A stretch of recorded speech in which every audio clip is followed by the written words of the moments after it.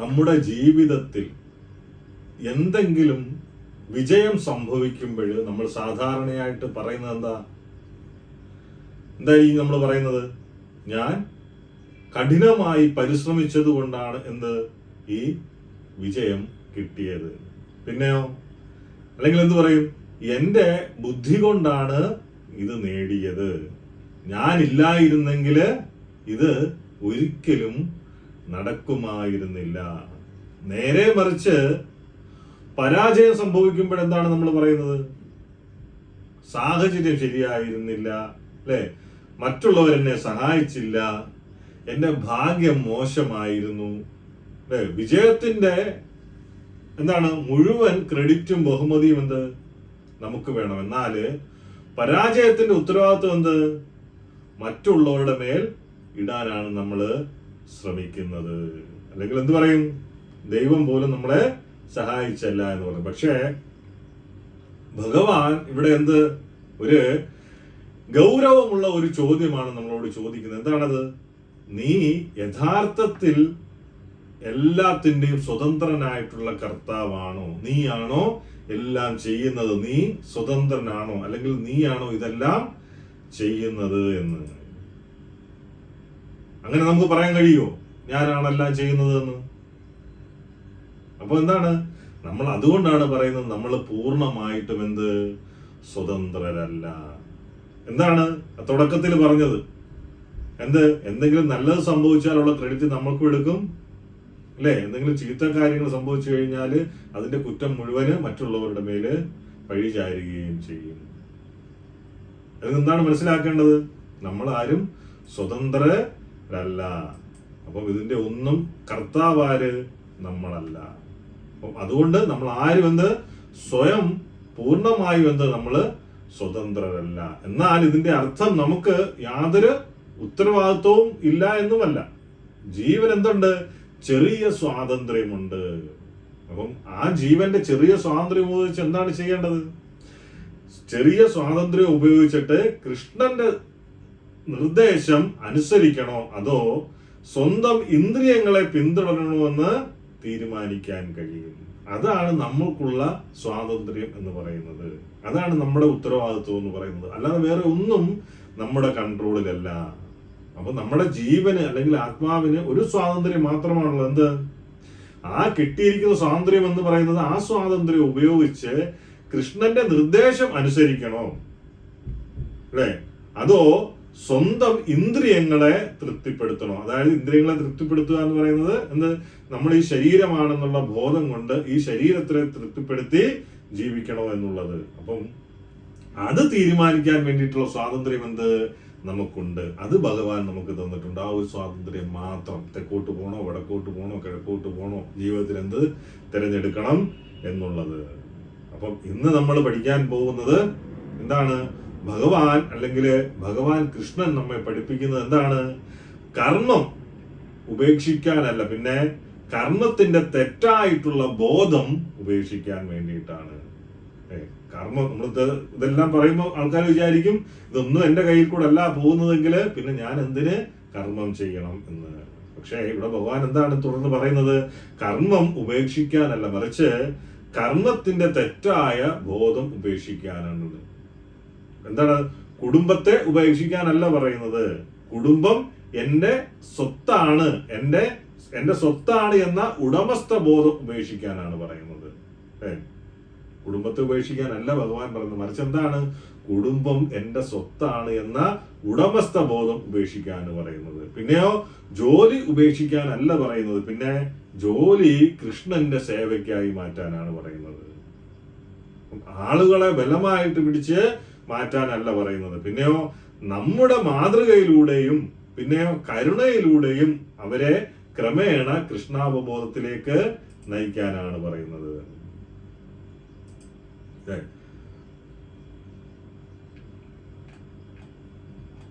ഇപ്പം ശ്രീല പ്രഭുപാദര് ഭഗവത്ഗീത 3-ാം അധ്യായത്തിൽ 27-ാമത്തെ ശ്ലോകത്തില് ഒരിക്കലൊരു ക്ലാസ് എടുക്കുന്ന സമയത്ത് പറയുന്നുണ്ട്. അപ്പം ഭഗവത്ഗീത എങ്ങനെയാണ് ഇത്ര വിജയകരമായിട്ട് ലോകത്ത് അവതരിപ്പിക്കാൻ കഴിഞ്ഞത് എന്ന്. അപ്പം പുതിയതായിട്ടൊരു വ്യാഖ്യാനം സൃഷ്ടിച്ചിട്ടല്ല ഇത്ര വിജയകരമായിട്ട് ഈ ഒരു ഭഗവത്ഗീത യഥാരൂപം പ്രഭുപാദർ ഈ ലോകമെമ്പാടും വിതരണം ചെയ്തത്, അല്ലെ? അല്ലെങ്കിൽ ആൾക്കാര് സ്വീകരിച്ചത്.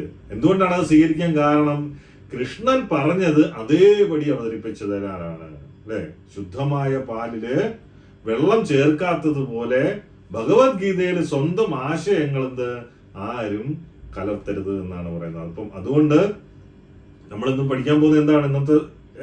ഇന്ന് ചോദിക്കുന്ന ഒരു ചോദ്യമാണ്. ഇന്നത്തെ ക്ലാസ്സിലും നമ്മൾ ചോദിക്കേണ്ടത് എന്താണ്? എനിക്ക് ഈ ശ്ലോകം എങ്ങനെ തോന്നുന്നു, അല്ലെ? എനിക്ക് ഈ ശ്ലോകം എങ്ങനെ തോന്നുന്നു എന്നല്ല, മറിച്ച് എന്താണ് കൃഷ്ണൻ എന്താണ് പറയുന്നത്, അല്ലെങ്കിൽ ശ്രീല പ്രഭുപാദര് ആ കൃഷ്ണൻ പറഞ്ഞിരിക്കുന്നതിനെ എങ്ങനെ വിശദീകരിക്കുന്നു എന്നാണ് നമ്മൾ നോക്കേണ്ടത്. നമുക്ക് 25-ാമത്തെ ശ്ലോകത്തിലോട്ട് പോകാം. സക്താ കർമ്മണ്യ വിദ്വാംസോ യഥാ കുർവന്തി ഭാരത കുര്യാ വിദ്വാംസ് തദാ സക്താ ചികീർഷോ രോഗസംഗ്രഹം. ഹേ ഭാരത, ഭഗവാൻ ആരെയാണ്? അർജുനനോട് പറയുവാണ്. അജ്ഞാനികൾ കർമ്മഫലത്തിൽ ആസക്തരായി തങ്ങളുടെ കർത്തവ്യങ്ങൾ നിർവഹിക്കുന്നത് പോലെ ജ്ഞാനിയായ വ്യക്തിയും പ്രവർത്തിക്കണം, അല്ലെ? അജ്ഞാനികള് എന്താണ്? കർമ്മത്തിന് ആസക്തരായിട്ട് ചെയ്യുന്ന ജോലികള് ഫലം വേണം അല്ലെങ്കിൽ പൈസ വേണം എന്ന ആസക്തിയോട് കൂടിയിട്ട് കർത്തവ്യങ്ങൾ നിർവഹിക്കുന്നത് പോലെ ജ്ഞാനിയായിട്ടുള്ള വ്യക്തിയും പ്രവർത്തിക്കണം. എന്നാൽ അയാൾ എങ്ങനെയാണ് പ്രവർത്തിക്കേണ്ടത്? ആസക്തി ഇല്ലാതെ ജനങ്ങളെ ശരിയായ മാർഗത്തിൽ നയിക്കണമെന്ന ആഗ്രഹത്തോടെ ആയിരിക്കണം പ്രവർത്തിക്കേണ്ടത്. അപ്പം ഇവിടെ ഭഗവാൻ 2 തരം ആളുകളെ കുറിച്ചാണ് പറയുന്നത്. ഒന്നാമത്തെ വിഭാഗം എന്ന് പറയുന്നത് അവിദ്വാംസ, യഥാർത്ഥ ജ്ഞാനമില്ലാത്തവര്. രണ്ടാമത്തെ വിഭാഗം ആരാണ്? വിദ്വാൻ, അതെന്താണ്? യഥാർത്ഥ ജ്ഞാനമുള്ളവര്.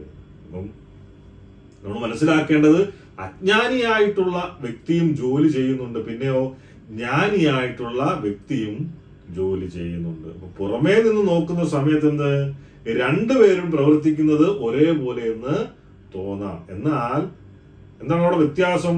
അവരുടെ ബോധത്തിൽ വ്യത്യാസമുണ്ട്. അപ്പം അജ്ഞാനിയായിട്ടുള്ള വ്യക്തി എന്താണ് ചിന്തിക്കുന്നത്? ഈ പ്രവർത്തനത്തിലൂടെ, ഞാൻ ചെയ്യുന്ന ജോലിയിലൂടെ എനിക്ക് എന്ത് ലഭിക്കും? ഇത്രയൊക്കെ നമ്മൾ പറയാൻ കാരണം എന്താണെന്ന് വെച്ച് കഴിഞ്ഞാല്, അപ്പം നമ്മൾ പലരും ചിന്തിക്കും ചിലപ്പം ഞാൻ ജോലി ചെയ്യുന്നുണ്ട്, അപ്പൊ ജോലി ചെയ്യുന്നതിന്റെ ഫലം വേണ്ടാന്ന് എന്തിനാ ചിന്തിക്കുന്നതെന്ന്. പക്ഷേ ഇതെന്താണ്? നമ്മളെ കർമ്മബന്ധനത്തിലാക്കും. അതുകൊണ്ടാണ് ഭഗവാൻ ഇത് പറഞ്ഞു കൊടുക്കുന്നത്, ഫലാസക്തി ഇല്ലാതെ കർമ്മം ചെയ്യാൻ വേണ്ടിയിട്ട്. അപ്പം ഈ അജ്ഞാനിയായിട്ടുള്ള വ്യക്തി എന്താണ് ഇവിടെ ചിന്തിക്കുന്നത്? ഈ പ്രവർത്തനത്തിലൂടെ എനിക്ക് എന്താണ് ലഭിക്കുന്നത്? അപ്പം ജ്ഞാനിയായിട്ടുള്ള ഭക്തൻ എന്ത് ചിന്തിക്കും? ഈ പ്രവർത്തനത്തിലൂടെ അല്ലെങ്കിൽ ഞാൻ ചെയ്യുന്ന ജോലിയിലൂടെ, ഞാൻ ചെയ്യുന്ന സേവയിലൂടെ കൃഷ്ണനെ എങ്ങനെ പ്രസാദിപ്പിക്കാം, പിന്നെയോ മറ്റുള്ളവർക്ക് എങ്ങനെ നല്ലൊരു മാതൃക ഞാൻ കാണിക്കാം. ഇവിടെ മനസ്സിലാക്കേണ്ടത്, ഒരാൾക്ക് ഫലമാണ് പ്രധാനം, മറ്റൊരാൾക്ക് കൃഷ്ണന്റെ പ്രസാദവും ജനങ്ങളുടെ ആത്മീയ ക്ഷേമവുമാണ് പ്രധാനം. അപ്പൊ ഇതിന്റെ ഭാവാർത്ഥത്തില് പ്രഭുപാദർ വ്യക്തമാക്കുന്നത് എന്താണ്? കൃഷ്ണാവബോധമുള്ള ആളും ഭൗതിക ബോധമുള്ളയാളും പുറമെ ഒരേ പ്രവർത്തനം ചെയ്യുന്നവരായി തോന്നിയാലും അവരുടെ ലക്ഷ്യങ്ങൾക്കിടയിൽ വലിയ വ്യത്യാസമുണ്ട്. ഇപ്പം ഭൗതിക ബോധമുള്ളയാള് ഇന്ദ്രിയ തൃപ്തിക്കായിട്ട് പ്രവർത്തിക്കുന്നു, അല്ലെ? ഇന്ദ്രിയങ്ങളെ തൃപ്തിപ്പെടുത്താൻ വേണ്ടിയിട്ട് പ്രവർത്തിക്കുന്നു. അതിന്റെ ഏറ്റവും വലിയ കാര്യം എന്താണ്? ഞാൻ ഈ ശരീരമാണെന്നുള്ള ചിന്തയിൽ ജീവിക്കുന്നു, ഞാൻ ഒരിക്കലും മരിക്കില്ല, അല്ലെ? ഈ ശരീരമാണ് ഏറ്റവും വലുത്, ഈ ശരീരത്തിനെ തൃപ്തിപ്പെടുത്താൻ വേണ്ടിയിട്ടാണ് ജീവിക്കേണ്ടത്. ആ രീതിയിൽ ജീവിക്കുന്നവര് എന്താണ്? ഭൗതിക ബോധമുള്ളയാള് ഇന്ദ്രിയ തൃപ്തിക്കായിട്ട് ജീവിക്കുന്നു, പ്രവർത്തിക്കുന്നു. പിന്നെയോ കൃഷ്ണാവബോധമുള്ളയാൾ കൃഷ്ണന്റെ ഇന്ദ്രിയങ്ങളെ പ്രസാദിപ്പിക്കാനാണ് പ്രവർത്തിക്കുന്നത്, ഉണ്ടല്ലേ? അതാണ് ഇവിടെ വ്യത്യാസം. അപ്പം ഭൗതിക ബോധമുള്ളയാൾ സ്വന്തം ഇന്ദ്രിയങ്ങളെ തൃപ്തിപ്പെടുത്താൻ വേണ്ടിയിട്ട് ജീവിക്കുന്നു. അതെന്താണ് മനസ്സിലാക്കേണ്ടത്? ആ ഇന്ദ്രിയങ്ങള് ഇവിടെ ഭൂമിയിൽ ഉപേക്ഷിച്ച് പോകേണ്ടതാണ്. പക്ഷേ ഭക്തിയിൽ പുരോഗമിച്ച ഒരു വ്യക്തി, ആത്മീയമായിട്ട് പുരോഗമിച്ച ഒരു വ്യക്തി എന്താണ്? കൃഷ്ണന്റെ ഇന്ദ്രിയങ്ങളെ പ്രസാദിപ്പിക്കാനാണ് പ്രവർത്തിക്കുന്നത്. അതുകൊണ്ടാണ് ഈ ഒരു ഭക്തിയുടെ നിർവചനം എന്ന് പറയുന്നത് എന്താണ്? ഋഷികേശ സേവനം എന്ന് പറയുന്നത്. എന്ത്? നമ്മുടെ ഇന്ദ്രിയങ്ങളെ ഋഷികേശ സേവനം, നമ്മുടെ ഇന്ദ്രിയങ്ങളെ എന്ത് വേണം? ഇന്ദ്രിയങ്ങളുടെ നാഥനായ ഋഷികേശന്റെ സേവയിൽ ഉപയോഗിക്കണം എന്ന് പറയുന്നത്. ഇപ്പം പ്രഭുപാദർ ഒരിക്കല് ഹൈദരാബാദില് ഈ ഒരു ശ്ലോകത്തെ കുറിച്ച് സംസാരിക്കുന്ന സമയത്ത് പറയുന്നത് എന്താണ്? ജ്ഞാനിയായ വ്യക്തിയുടെ ഉത്തരവാദിത്വം എന്ത്? സാധാരണ ജനങ്ങൾക്ക് ശരിയായ ജീവിതമാർഗം കാണിച്ചു കൊടുക്കലാണ്. അപ്പം ജ്ഞാനി പ്രവർത്തിക്കും, പക്ഷേ കർമ്മിയെ പോലെ എന്ത്? ഫലത്തോട് ആസക്തനായല്ല, മറിച്ച് എന്താണ്? ജനങ്ങൾ മനസ്സമാധാനത്തോടെ ജീവിക്കുകയും കൃഷ്ണാവബോധത്തിനായി എന്ത്? സമയം കണ്ടെത്തുകയും ചെയ്യാൻ എന്ത്? അവൻ മാർഗനിർദ്ദേശം നൽകണം എന്നാണ് പറയുന്നത്. ആര്? ജ്ഞാനി എന്ന് പറയുന്നത്. അപ്പം ജ്ഞാനിയായ വ്യക്തിയുടെ ഉത്തരവാദിത്വം എന്താണ്? സാധാരണ ജനങ്ങൾക്ക് ശരിയായ ജീവിതമാർഗം കാണിച്ചു കൊടുക്കലാണ് എന്ന് പ്രഭുപാദർ വിശദീകരിക്കുന്നു. ജ്ഞാനി പ്രവർത്തിക്കുകയും, പക്ഷെ എന്ത്? കർമ്മിയെ പോലെ എന്താണ്? ഫലത്തോട് ആസക്തനായല്ല പ്രവർത്തിക്കേണ്ടത്, മറിച്ച് എന്താണ്? ജനങ്ങൾ സമാധാനത്തോടെ ജീവിക്കുകയും കൃഷ്ണാവബോധത്തിനായി സമയം കണ്ടെത്തുകയും ചെയ്യാൻ എന്ത്? ആ ജനങ്ങൾക്ക് മാർഗനിർദ്ദേശം നൽകണം. ഒരു ചെറിയ ഉദാഹരണം കൂടെ പറഞ്ഞിട്ട്, 2 പേര് ഒരേ അടുക്കളയില് പാചകം ചെയ്യുന്ന 2 പേരെ കുറിച്ച് പറയാണ്. അപ്പം 2 പേർ ഒരേ അരിയും പച്ചക്കറികളും മസാലകളും ആണ് ഉപയോഗിക്കുന്നത്. പക്ഷെ ആദ്യത്തെ വ്യക്തി ചിന്തിക്കുന്നത് എന്താണ്? ചിന്തിക്കുന്നത് ഇന്ന് എനിക്ക് നല്ല ഭക്ഷണം കഴിക്കണം, മറ്റുള്ളവരെക്കാൾ കൂടുതൽ എനിക്ക് ലഭിക്കണം എന്ന് ചിന്തിക്കും. രണ്ടാമത്തെ വ്യക്തി എന്ത് ചിന്തിക്കും? ഈ ഭക്ഷണം ശുചിത്വത്തോടുകൂടി തയ്യാറാക്കി എന്ത്? ആദ്യം ഭഗവാന് സമർപ്പിക്കണം, അല്ലെ? ഭഗവാന് നിവേദിക്കണം. എന്നിട്ട് പിന്നീട് അത് ഭഗവാൻ സ്വീകരിച്ചതിന് ശേഷം ഭഗവാന്റെ പ്രസാദമായിട്ട് ഭഗവാൻ തരുന്നത് എല്ലാവർക്കും നൽകണം. അപ്പൊ പുറമേ നിന്ന് നോക്കുന്ന സമയത്ത് എന്ത്? 2 പേരും പാചകം ചെയ്യുന്നു. എന്നാൽ ആദ്യത്തെ ആളുടെ പ്രവർത്തനത്തിന്റെ കേന്ദ്രം എന്താണ്? സ്വന്തം നാവിനെ തൃപ്തിപ്പെടുത്താൻ വേണ്ടിയിട്ടാണ്. എന്നാൽ രണ്ടാമത്തെ ആളുടെ പ്രവർത്തനത്തിന്റെ എന്താണ്? രണ്ടാമത്തെ ആളുടെ പ്രവർത്തനം എന്താണ്? അത് അദ്ദേഹത്തിന്റെ പ്രവർത്തനത്തിന്റെ കേന്ദ്രം എന്ന് പറയുന്നത് കൃഷ്ണനാണ്. ആദ്യത്തെ ആളുടെ പ്രവർത്തനം കർമ്മബന്ധനം സൃഷ്ടിക്കുന്നു, രണ്ടാമത്തെ ആളുടെ പ്രവർത്തനം ഭക്തി സേവയായിട്ട് മാറുന്നു. അതുകൊണ്ട് പ്രവർത്തനത്തിന്റെ രൂപം മാത്രം നോക്കിയാൽ മതിയാകില്ല. പിന്നെ എന്ത് വേണം? ആർക്ക് വേണ്ടിയാണ് പ്രവർത്തിക്കുന്നത് എന്നതാണ് പ്രധാനം. ഒരു പിതാവ് കുട്ടിയോട് പറയുന്നത് ഫോൺ അധികം ഉപയോഗിക്കരുത്. പക്ഷേ പിതാവ് ഭക്ഷണം കഴിക്കുമ്പോഴും മറ്റുള്ളവരോട് സംസാരിക്കുമ്പോഴും മുഴുവൻ എന്ത്? സമയം ഫോണിനാണ് ഉപയോഗിക്കുന്നത്, അല്ലെങ്കിൽ ഫോൺ നോക്കിക്കൊണ്ടാണ് ഇതെല്ലാം ചെയ്യുന്നത്. അപ്പം കുട്ടി എന്ത്? പിതാവിന്റെ വാക്കാണോ പിന്തുടരുക? പിതാവിന്റെ ജീവിതമാണോ പിന്തുടരുക? ഒരു മാതാവ് കുട്ടിയോട് ചോദിക്കും, എന്താണ്? കുട്ടിയോട് പറയും, എന്ത് പറയും? ദിവസവും ഭഗവത്ഗീത വായിക്കണം എന്ന് പറയുന്നു. എന്നാൽ മാതാവ് ഒരിക്കലും ഭഗവത്ഗീത തുറക്കില്ല. അപ്പം ആ ഉപദേശത്തിന് എന്ത്? കുട്ടിയുടെ ഹൃദയത്തില് എത്ര ശക്തി ഉണ്ടാകും? അപ്പം നമ്മൾ ക്ലാസ്സിൽ പങ്കെടുക്കണമെന്ന് മറ്റുള്ളവരോട് പറയുമെങ്കിലും ആദ്യം നമ്മൾ എന്ത് വേണം? ആ ക്ലാസ്സിൽ പങ്കെടുക്കണം. ജപിക്കണമെന്ന് പറയുന്നുവെങ്കിൽ നമ്മൾ എന്ത് വേണം? നമ്മളും ശ്രദ്ധയോടുകൂടി ജപിക്കണം. സേവ ചെയ്യണമെന്ന് പറയുന്നുവെങ്കിൽ നമ്മളും എന്ത് വേണം? വിനയത്തോടെ സേവ ചെയ്യണം. അപ്പം മാതൃകയില്ലാത്ത ഉപദേശം എന്ത്? ശബ്ദം മാത്രമാണ്. മാതൃകയോട് കൂടിയ ഉപദേശം എന്ത്? ശക്തിയാണ്. അപ്പം ആ അച്ഛനും അമ്മയും കുട്ടിയോട് പറയുന്നത് എന്ത്? അവരിതൊന്നും ചെയ്യുന്നില്ല, അല്ലേ? അപ്പൊ എന്ത് പറ്റും? ആ കുട്ടി അതിനോട് അധികം ഇൻട്രസ്റ്റ് കാണിക്കുകയില്ല. നമ്മൾ ആദ്യം ചെയ്ത് മാതൃക കാണിക്കണം, എന്നിട്ട് വേണം നമ്മൾ മറ്റുള്ളവരോട് പറയാൻ വേണ്ടിയിട്ട്. അപ്പം എല്ലാവർക്കും ഇവിടെ ഒരു സംശയം വരാം. എന്താണ്? ജ്ഞാനിയായ വ്യക്തി മറ്റുള്ളവരെ നയിക്കണം എന്ന് പറയുന്നു. അപ്പോൾ അവർ തെറ്റായ ബോധത്തിൽ പ്രവർത്തിക്കുന്നതായി കണ്ടാല് ഉടനെ അവരുടെ പ്രവർത്തനങ്ങളെല്ലാം നിർത്തണമോ എന്ന്. അപ്പം അതിന് ഭഗവാൻ അടുത്ത ശ്ലോകത്തില് ഉത്തരം പറയുന്നുണ്ട്. 26-ാമത്തെ ശ്ലോകം. ന ബുദ്ധിഭേദം ജനയേ അജ്ഞാനാം കർമ്മസംഗിനാം ജോഷയേ സർവകർമാണി വിദ്വാൻ യുക്താ സമാചരൻ.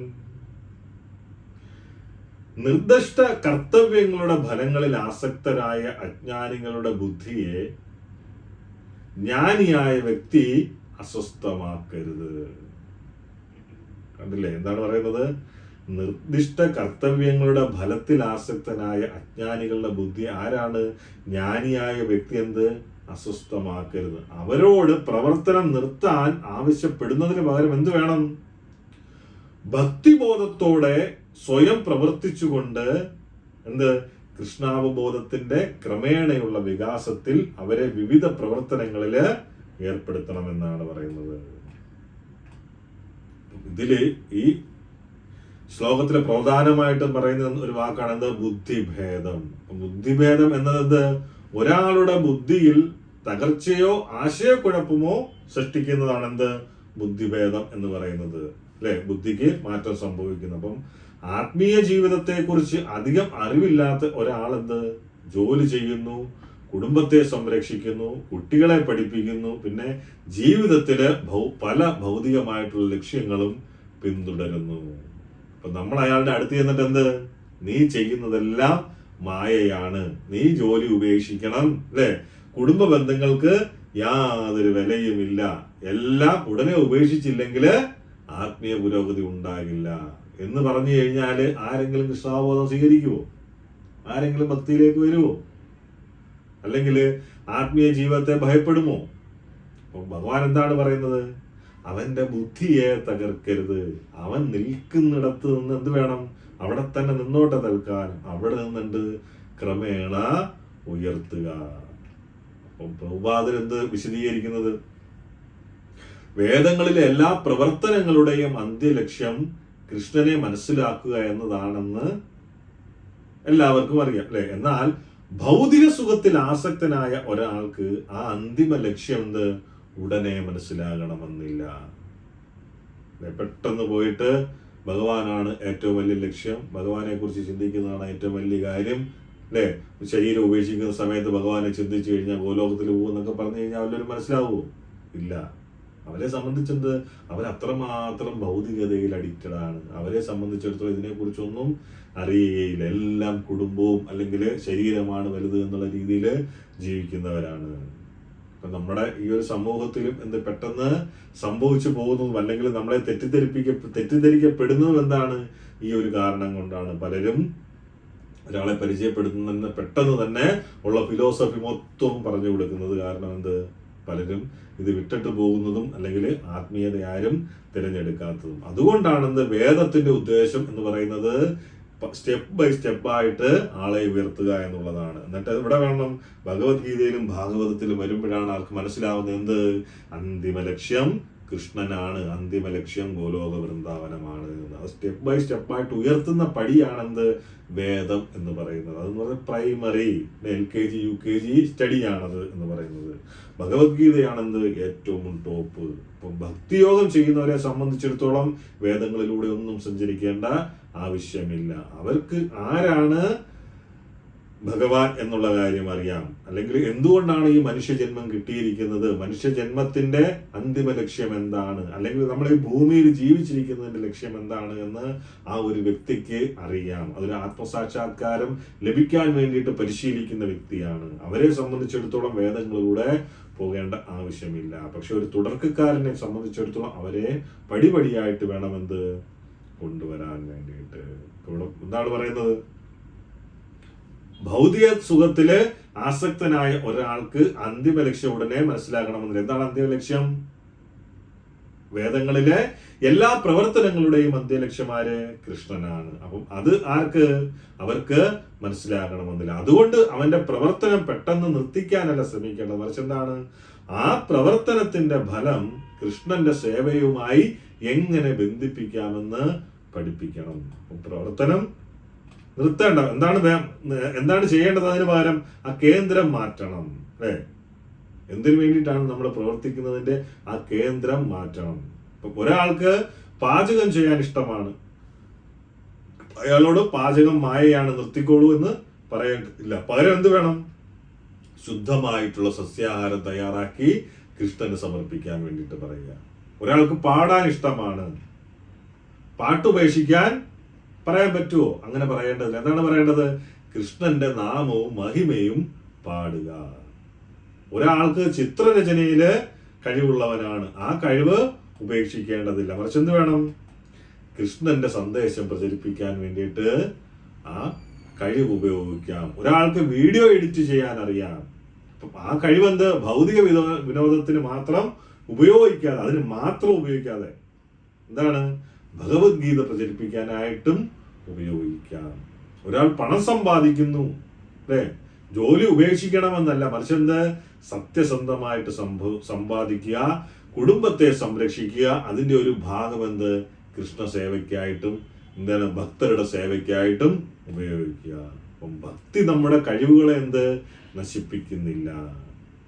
മറിച്ച് എന്താണ്? നമ്മുടെ കഴിവുകളെ എന്ത്? അല്ലെ കഴിവുകളുടെ ലക്ഷ്യം ശുദ്ധീകരിക്കുകയാണ് ചെയ്യുന്നത് ഭക്തി. ഇപ്പോൾ 2 അധ്യാപകരുടെ ഉദാഹരണം പറയാം. ഒന്നാം ക്ലാസ്സുകളിലെ കുട്ടികളെ പഠിപ്പിക്കുന്ന 2 അധ്യാപകരുണ്ടായിരുന്നു. അപ്പം ആദ്യത്തെ അധ്യാപകൻ എന്താണ്? കുട്ടികളോട് പറയും, നിങ്ങൾക്ക് സർവകലാശാലയിലെ ഗണിതം അറിയില്ല, അതുകൊണ്ട് നിങ്ങൾ ഒന്നും അറിയാത്തവരാണ്. അപ്പൊ കുട്ടികൾക്ക് എന്ത്? ഒന്നും മനസ്സിലായില്ല. അവർ ഗണിതത്തെ ഭയപ്പെടാൻ തുടങ്ങി. രണ്ടാമത്തെ അധ്യാപകൻ കുട്ടികൾ എപ്പോൾ നിൽക്കുന്ന സ്ഥാനം മനസ്സിലാക്കിയിട്ട് എന്ത്? ആദ്യം 1 മുതൽ 10 വരെ പഠിപ്പിക്കും. പിന്നീട് എന്ത്? കൂട്ടാൻ വേണ്ടിയിട്ട് പഠിപ്പിക്കും. അതിനുശേഷം കുറയ്ക്കാൻ വേണ്ടിയിട്ട് പഠിപ്പിക്കും. ക്രമേണ കുട്ടികൾ എന്ത്? ഉയർന്ന ഗണിതത്തിലേക്ക് എത്തി. ഇപ്പൊ രണ്ടാമത്തെ അധ്യാപകൻ ഉയർന്ന ഗണിതത്തെ നിഷേധിച്ചില്ല, മറിച്ച് എന്ത് ചെയ്ത്? അത് പഠിപ്പിക്കാനുള്ള ശരിയായ ക്രമം മനസ്സിലാക്കി അവരെ പഠിപ്പിച്ചു. അപ്പം ആത്മീയ പ്രചാരണത്തിലും എന്ത്? അതാണ് വേണ്ടത്. സത്യം മറയ്ക്കരുത്, മറിച്ച് എന്താണ്? എന്നാൽ സത്യം ഉപയോഗിച്ച് ഒരാളെ അപമാനിക്കുകയും ചെയ്യരുത്. അപ്പം സത്യം പറയണം. എങ്ങനെയാണ്? ശാസ്ത്രപ്രകാരം പറയണം, കരുണയോടുകൂടി പറയണം. ആ വ്യക്തിക്ക് ഇപ്പോൾ സ്വീകരിക്കാൻ കഴിയുന്ന അടുത്ത ആത്മീയ പടി കാണിച്ചു കൊടുക്കണം. അപ്പം കൃഷ്ണാവബോധത്തിലേക്ക് പുതിയതായിട്ട് വരുന്ന, അല്ലെങ്കിൽ ഭക്തിയിലേക്ക് പരിശീലിക്കാൻ, നാമമൊക്കെ ജപിക്കാൻ താല്പര്യമായിട്ടൊക്കെ വരുന്ന വ്യക്തികളോട് എന്താണ് പറയുന്നത്? ദിവസവും കുറച്ചു നേരം എന്ത്? ഹരേ കൃഷ്ണ മഹാമന്ത്രം ജപിക്കുക. പിന്നെയോ കഴിക്കുന്ന ഭക്ഷണം എന്ത് വേണം? കൃഷ്ണന് സമർപ്പിക്കുക. ആഴ്ചയിൽ ഒരു ഭഗവത്ഗീത ക്ലാസ് കേൾക്കുക. ഭക്തരുമായിട്ട് സത്സംഗം പുലർത്തുക. നമ്മൾ ഇതൊക്കെ അല്ലേ പറഞ്ഞു തരുന്നത്? ദിവസവും ഒരു ശ്ലോകമെങ്കിലും വായിക്കുക. പിന്നെയോ പ്രസാദം സ്വീകരിക്കുക. അപ്പൊ ഈ ചെറിയ പടികൾ ആത്മാർത്ഥമായി സ്വീകരിക്കുമ്പോഴെന്ത്? അയാളുടെ ഹൃദയം ശുദ്ധമാകും. പിന്നീട് കൂടുതൽ ഉയർന്ന ആത്മീയ നിയമങ്ങൾ സ്വീകരിക്കാനുള്ള ശക്തിയും ലഭിക്കും. അപ്പം ആളെ അവര് നിൽക്കുന്നിടത്ത് അവിടെ നിന്ന് കുറ്റപ്പെടുത്താതെ എന്ത് വേണം? അവിടെ നിന്ന് കൃഷ്ണനിലേക്കുള്ള അടുത്ത പണി കാണിക്കുന്നതാണെന്ത്? യഥാർത്ഥ കരുണ എന്ന് പറയുന്നത്. എന്നാൽ എന്തുകൊണ്ടാണ് മനുഷ്യന് ഈ മാർഗനിർദ്ദേശം ആവശ്യമായിരിക്കുന്നത്? അല്ലെങ്കിൽ എന്തുകൊണ്ടാണ് അവൻ സ്വന്തം പ്രവർത്തനങ്ങളില് ഇത്ര ആസക്തനാകുന്നത്? കാരണം അവൻ എന്താണ്? ഒരു വലിയ തെറ്റിദ്ധാരണയിലാണ്. എന്താണ് ആ തെറ്റിദ്ധാരണ? ഞാനാണ് എല്ലാം ചെയ്യുന്നത്, ഞാനില്ലെങ്കിൽ ഒന്നുമില്ല, എൻ്റെ കയ്യിൽ കൂടെയാണ് ഇതെല്ലാം ഓടുന്നത്, എൻ്റെ കുടുംബം ഓടുന്നത് എല്ലാം എന്നിൽ കൂടെയാണ്. എന്താണെന്ന് പറയുന്നത്? ആ തെറ്റിദ്ധാരണ എന്ന് പറയുന്നത് എന്ത്? അതിന് മുമ്പായിട്ട് പറഞ്ഞത് എന്തുകൊണ്ടാണ് മനുഷ്യന് ഈ മാർഗനിർദ്ദേശം ആവശ്യമായിരിക്കുന്നത്? നമ്മൾ മുന്നേ പറഞ്ഞിരിക്കുന്നത്. അല്ലെങ്കിൽ എന്തുകൊണ്ടാണ് അവൻ സ്വന്തം പ്രവർത്തനങ്ങളിൽ ഇത്ര ആസക്തനാകുന്നത്? എന്തുകൊണ്ടാണ്? കാരണം അവൻ വലിയ തെറ്റിദ്ധാരണയിലാണ്. എന്താണ് തെറ്റിദ്ധാരണ? ഞാനാണെല്ലാം ചെയ്യുന്നത്. അപ്പം അടുത്ത ശ്ലോകത്തില് കൃഷ്ണൻ ഈ മിഥ്യാഹങ്കാരത്തെ വെളിപ്പെടുത്തുന്നു. അതാണ് മിഥ്യാഹങ്കാരം, ഫാൾസ് ഈഗോ എന്ന് പറയുന്നത്. അഹങ്കാരം അല്ലേ? ഞാനാണ് വലിയവൻ, ഞാനാണ് ചെയ്യുന്നത്, ഞാനാണ് എല്ലാം എന്നുള്ള ചിന്ത. ഏറ്റവും ഇമ്പോർട്ടൻ്റ് ആയിട്ടുള്ള ശ്ലോകങ്ങളിൽ ഒന്നാണ് ഏതാണ്? 27ാമത്തെ ശ്ലോകം.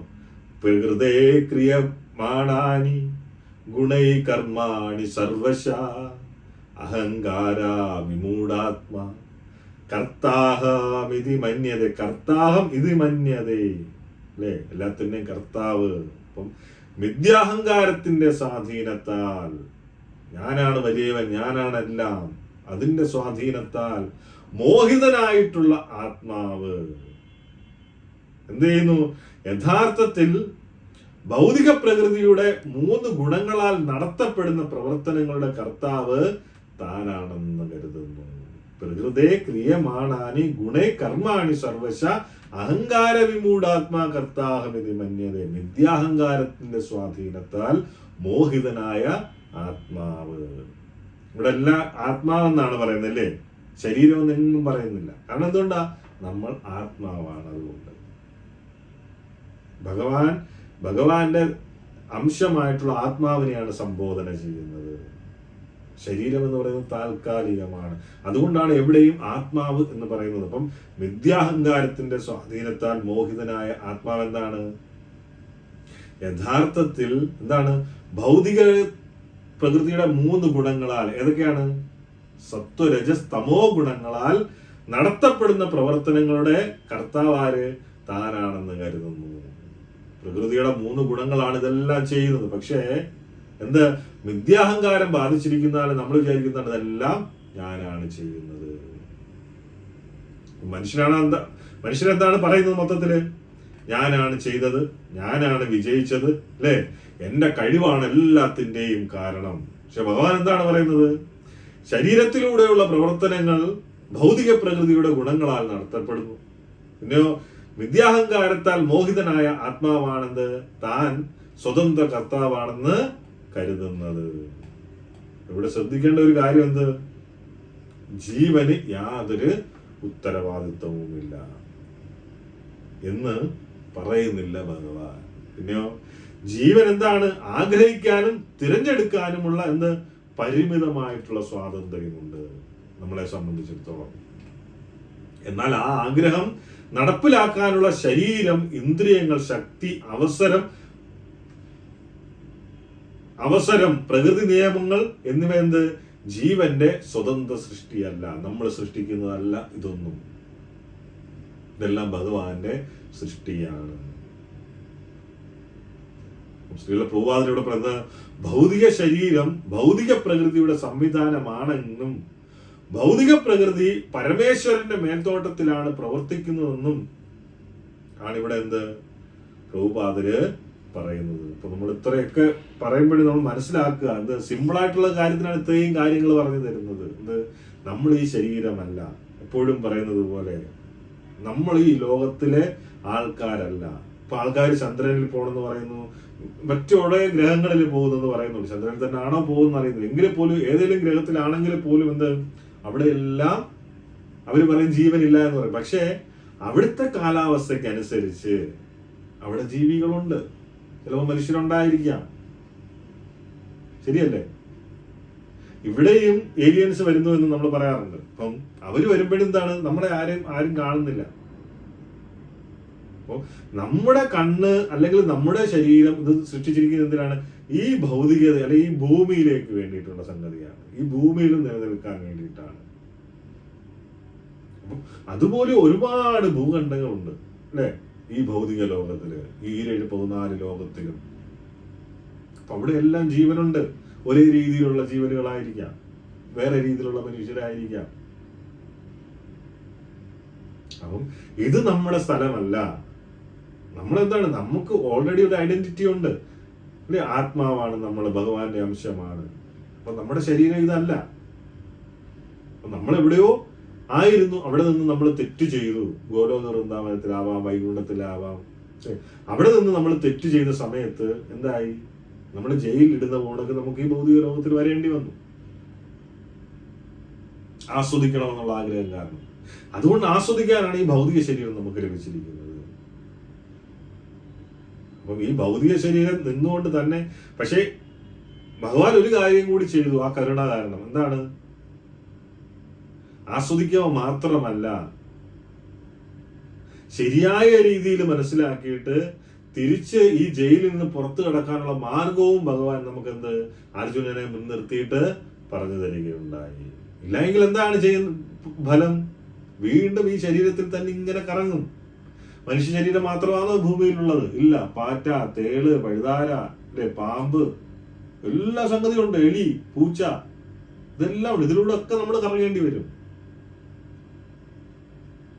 പുനരഭിജനനം, പുനരഭിമരണം. ഇങ്ങനെ ജനനം ഉണ്ടെങ്കിൽ മരണം ഉണ്ടാവും. ഇങ്ങനെ കറങ്ങിക്കൊണ്ടേയിരിക്കും. അതുകൊണ്ടാണ് ഭഗവാൻ ഇത്രയും നമുക്ക് മനസ്സിലാക്കി തരുന്നത്. നമ്മൾ ഈ കെട്ടുപാടിനകത്താണ് എപ്പോഴും, അല്ലെ, ബന്ധുക്കളും അല്ലെങ്കിൽ മക്കളും ഭാര്യയും ഇതെല്ലാം കെട്ടുപാടിലാണ് നമ്മൾ കിടക്കുന്നത്. അതാണ് ഏറ്റവും വലുത് എന്നുള്ള ചിന്തയിലാണ് കിടക്കുന്നത്. നമ്മൾ അയൽവക്കത്തും അല്ലെങ്കിൽ ബന്ധുക്കളും ഒക്കെ മരിച്ചു പോകുമ്പോഴും നമ്മൾ എന്ത് ചിന്തിക്കും? ഞാനല്ലല്ലോ മരിച്ചത്. പക്ഷെ നമ്മൾ ചിന്തിക്കണം, നമ്മൾ ഒരു ദിവസം ഈ ശരീരം ഉപേക്ഷിക്കേണ്ടവരാണ്. ആ സമയത്ത് ഈ ഇതൊന്നും മനസ്സിലായില്ലെങ്കിൽ പിന്നെ എന്തിനാ മനുഷ്യശരീരം അല്ലെങ്കിൽ മനുഷ്യ ജന്മം കിട്ടിയതിന്റെ ഫലം ഇല്ലാതെയാണ് ചെയ്യുന്നത്. അതുകൊണ്ടാണ് പറയുന്നത് ശരിയായ ഒരു സ്ഥലത്ത് നമ്മൾ ആധ്യാത്മികത പഠിക്കണം എന്ന് പറയുന്നത്. അതുകൊണ്ടാണ് നമ്മളൊക്കെ ജനിക്കുന്നതിന് മുമ്പേ ഈ വേദങ്ങളും ശാസ്ത്രങ്ങളും ഒക്കെ ഭഗവാൻ ഇവിടെ സെറ്റപ്പ് ചെയ്ത് തന്നിരുന്നത്. അതനുസരിച്ച് ജീവിക്കാൻ വേണ്ടിയിട്ടാണ്. പക്ഷെ എന്ത് ചെയ്തു? അതിൽ ഇന്ദ്രിയ ആസ്വാദനം ഇല്ല എന്ന് കരുതിയിട്ട് എല്ലാം മാറ്റി അവർക്ക് തോന്നിവാസം പോലെയായി ജീവിതം. പലരും മരിക്കില്ല എന്ന് ചിന്തിക്കും, പക്ഷെ പെട്ടെന്ന് തന്നെ മരിച്ചും പോയി. അപ്പം ശരീരം ഉപേക്ഷിക്കുന്ന വേളയില് കൃഷ്ണ എന്ന് വിളിക്കണം. ഇല്ലെങ്കിൽ ആ ഒരു ബോധമെങ്കിലും നമുക്കുണ്ടാവണം. എങ്കിലേ രക്ഷയുണ്ടാകൂ. അതിനാണ് ഇതൊക്കെ പറഞ്ഞു തരുന്നത്. വിദ്യാഹങ്കാരം, ഫാൾസ് ഈഗോ, ഇതൊക്കെ നമ്മളെ നാശത്തിലേക്ക് നയിക്കുന്ന സംഗതികളാണ്. ഞാനാണ് എന്നുള്ള ചിന്തകളും മറ്റും. ഇവിടെ പറഞ്ഞു വന്നത് ജീവൻ ആഗ്രഹിക്കാനും തിരഞ്ഞെടുക്കാനുമുള്ള പരിമിതമായിട്ടുള്ള സ്വാതന്ത്ര്യമുണ്ട് എന്നാണ് പറയുന്നത്. അപ്പം പ്രഭുപാദൻ എന്താണ് പറയുന്നത്? ഭൗതിക ശരീരം ഭൗതിക പ്രകൃതിയുടെ സംവിധാനമാണെന്നും ഭൗതിക പ്രകൃതി എന്ത് പരമേശ്വരന്റെ മേൽനോട്ടത്തിലാണ് പ്രവർത്തിക്കുന്നത് എന്നും. എന്നാല് മിഥ്യാഹങ്കാരമുള്ള വ്യക്തി എന്താണ്? എല്ലാ പ്രവർത്തനങ്ങളുടെയും ബഹുമതി സ്വയം ഏറ്റെടുക്കുന്നു. ഞാനാണെല്ലാം. അപ്പം ശരീരത്തിന്റെയും മനസ്സിന്റെയും പ്രവർത്തനങ്ങൾ കൃഷ്ണസേവയ്ക്ക് ഉപയോഗിക്കേണ്ടതിന് പകരം അവ സ്വന്തം ഇന്ദ്രിയ തൃപ്തിക്കായിട്ട് ആൾക്കാർ ഉപയോഗിക്കുന്നു. അപ്പം കൃഷ്ണൻ, ഋഷികേശൻ, അല്ലേ, ഇന്ദ്രിയങ്ങളുടെ യഥാർത്ഥ നാഥനാണ് ആര്? ഭഗവാൻ. അത് മറക്കുന്നതാണ് മിഥ്യാഹങ്കാരം എന്ന് പറയുന്നത്. പാസീഗോ എന്താണത്? കൃഷ്ണനാണ് ഋഷികേശൻ. ഇന്ദ്രിയങ്ങളുടെ നാഥൻ ആരാണ്? കൃഷ്ണനാണ് എന്ന് മറക്കുന്നതാണ് മിഥ്യാഹങ്കാരം. അത് മറക്കുമ്പോഴാണ് തോന്നുന്നത്? ഞാനാണ് ഏറ്റവും വലുത്, ഞാനാണ് എന്നെല്ലാം ചെയ്യുന്നത് എന്ന്. ഭഗവാൻ നമ്മൾ ക്രെഡിറ്റ് കൊടുക്കില്ല. എന്താണ്? ഞാൻ സ്വതന്ത്രനാണ് എന്ന തെറ്റിദ്ധാരണ. ഇതാണ് മിഥ്യാഹങ്കാരം. അപ്പം മനുഷ്യനെ സംബന്ധിച്ചിടത്തോളം മനുഷ്യൻ പ്രകൃതിയുടെ നിയന്ത്രണത്തിലാണ്. എന്നിട്ടും ചിന്തിക്കും ഞാൻ സ്വതന്ത്രനാണ് എന്ന് കരുതുന്നു. മരണം വരുമ്പോഴ് നമ്മുടെ പണവും പദവിയും ബന്ധങ്ങളും ശരീരവും ഉപേക്ഷിക്കേണ്ടി വരും. അല്ലേ? വാർദ്ധക്യം വരുന്നത് നമുക്ക് തടയാൻ കഴിയില്ല. രോഗം വരുന്നത് പൂർണ്ണമായിട്ടും നിയന്ത്രിക്കാൻ കഴിയില്ല. മരണം ഒഴിവാക്കാൻ കഴിയില്ല.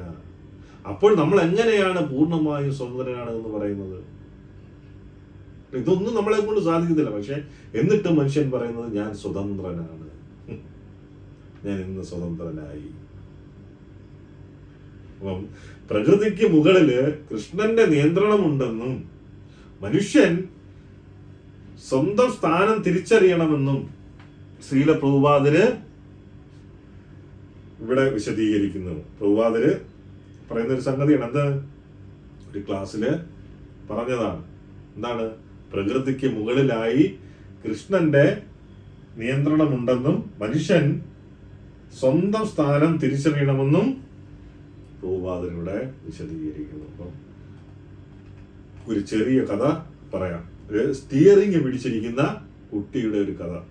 ഒരു പിതാവ് കാർ ഓടിക്കുകയായിരുന്നു. അപ്പം അവന്റെ ചെറിയ മകൻ പിതാവിന്റെ മടിയിലിരുന്ന് സ്റ്റിയറിംഗ് പിടിക്കും. അപ്പം കാർ മുന്നോട്ട് പോയപ്പോഴ് കുട്ടി സന്തോഷത്തോടു കൂടി പറയുന്നത്, ഞാനാണ് കാർ ഓടിക്കുന്നത്. അപ്പം കുട്ടിയെ സംബന്ധിച്ചിടത്തോളം അതിന് സ്റ്റിയറിംഗ് പിടിക്കാൻ കഴിയും. എന്നാൽ ആക്സിലേറ്റർ നിയന്ത്രിച്ചത് ആരാണ്?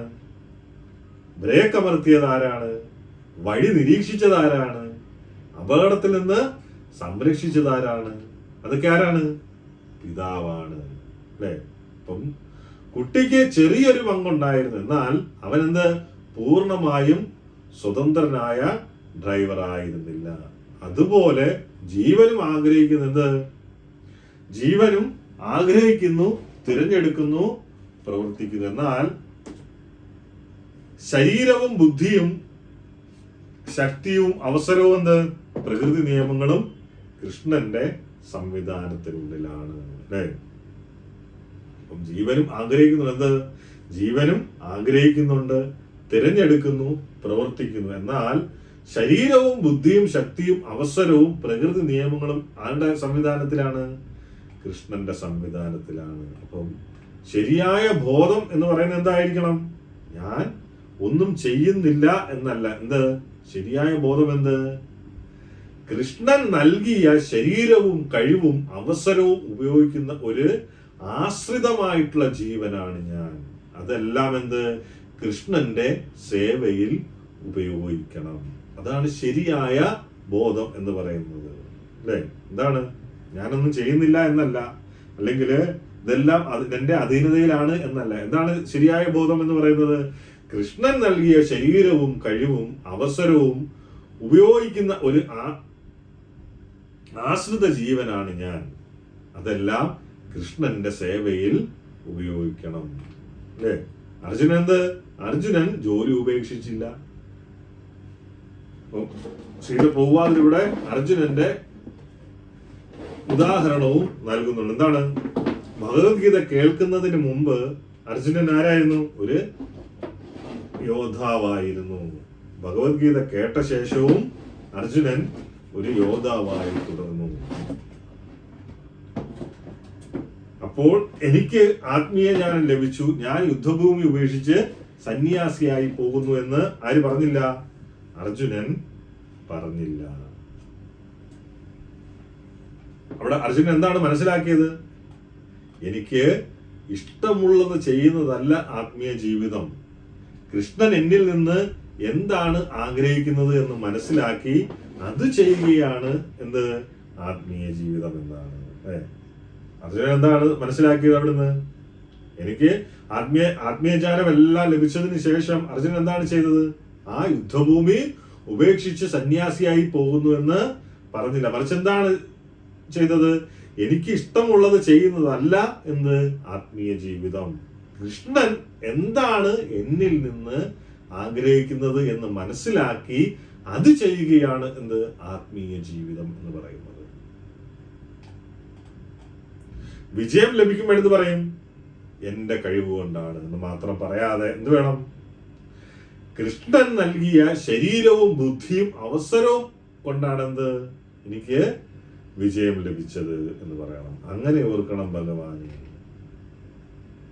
പരാജയം വരുമ്പോഴ് മറ്റുള്ളവരെ കുറ്റപ്പെടുത്തുന്നതിന് പകരം എന്ത് വേണം?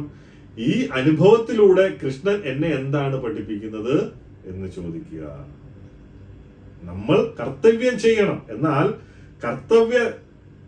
കർത്തൃത്വത്തിന്റെ അഹങ്കാരം ഏറ്റെടുക്കരുത് എന്നാണ് പറയുന്നത്. അല്ലെങ്കിൽ അത് ചെയ്തതിന്റെ ഫലം അല്ലെങ്കിൽ അതിന്റെ ക്രെഡിറ്റ് ഏറ്റെടുക്കരുത് എന്നാണ് പറയുന്നത്. ഞാനാണോ എല്ലാം ചെയ്യുന്നത്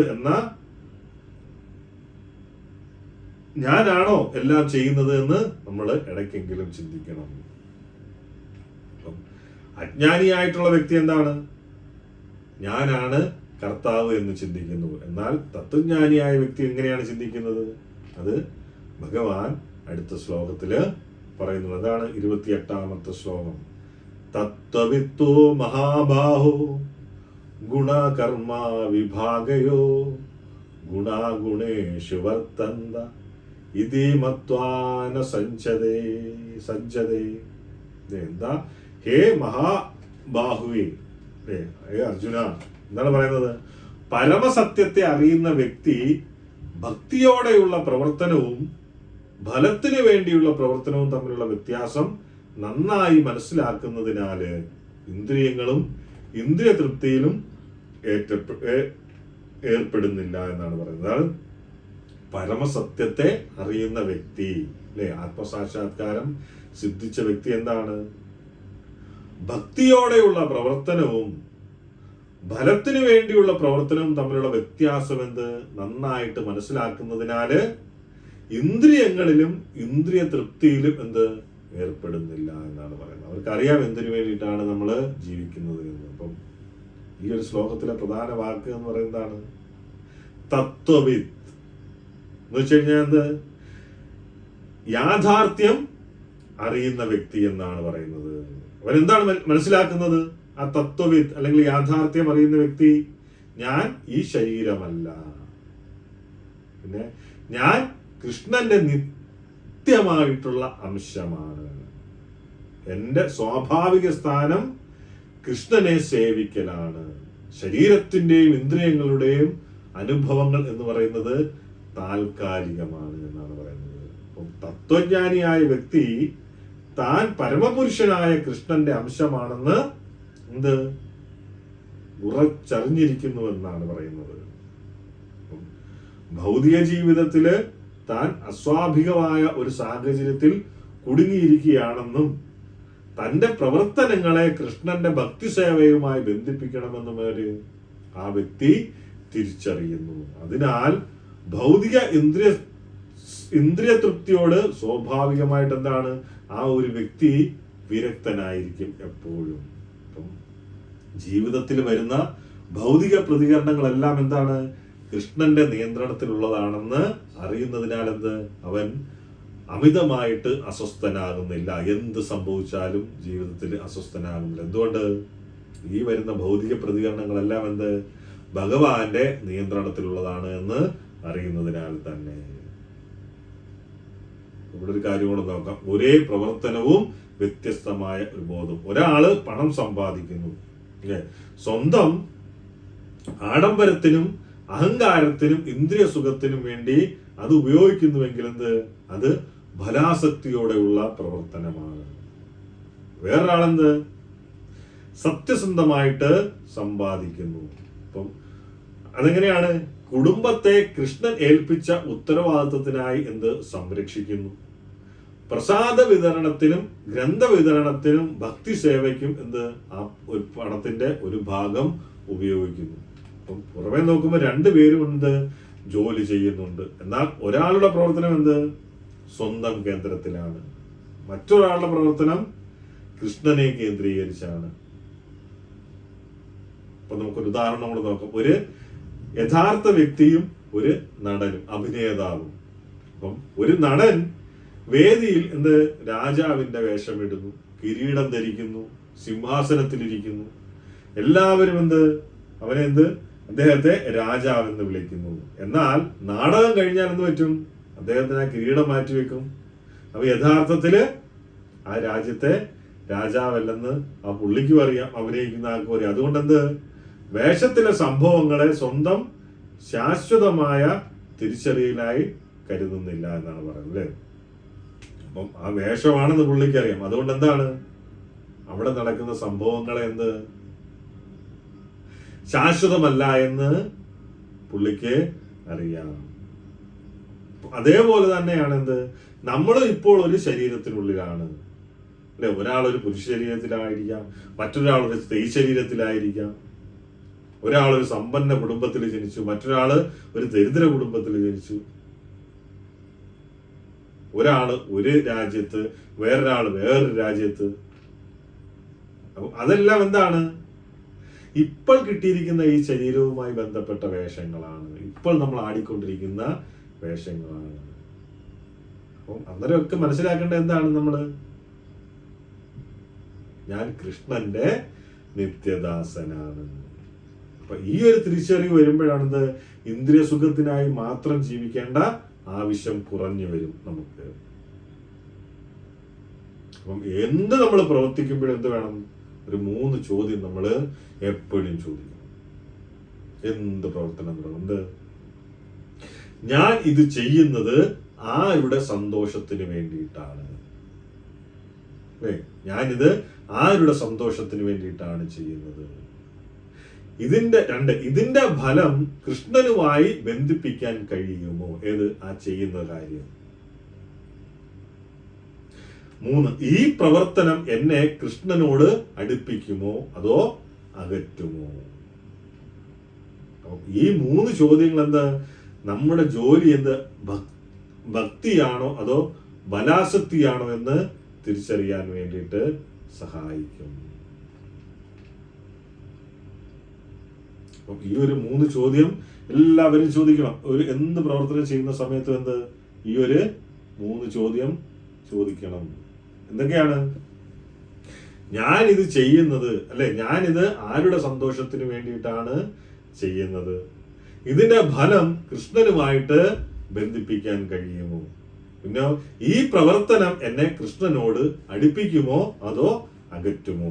ഈ 3 ചോദ്യങ്ങൾ എന്ത് വേണം? നമ്മൾ നമ്മുടെ ജോലി അല്ലെങ്കിൽ ചെയ്യുന്ന ജോലി ഭക്തിയാണോ അതോ ഭക്തിയോടെയാണോ അല്ലെങ്കിൽ ബലാസക്തിയോടെയാണോ എന്ന് തിരിച്ചറിയാൻ വേണ്ടിയിട്ട് നമുക്ക് സാധിക്കും. ഇന്ന് നമുക്ക് ഇത്രയും മതി. എല്ലാവർക്കും മനസ്സിലായി കാണുമെന്ന് കരുതുന്നു. അടുത്ത ക്ലാസ്സിൽ കാണാം. ഹരേ കൃഷ്ണ.